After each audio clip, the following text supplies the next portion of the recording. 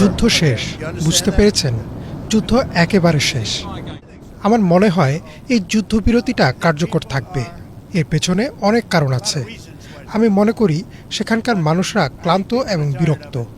শতাব্দী ধরে এই যুদ্ধ চলছে, মানুষ আর নিতে পারছে না।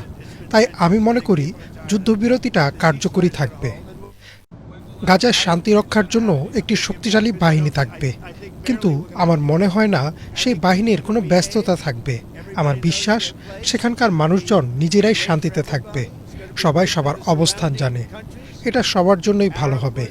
আশপাশের দেশগুলোর জন্য, আরব মুসলিমদের জন্য, সবার জন্যই ভালো হবে। সবাই শান্তিতে থাকবে।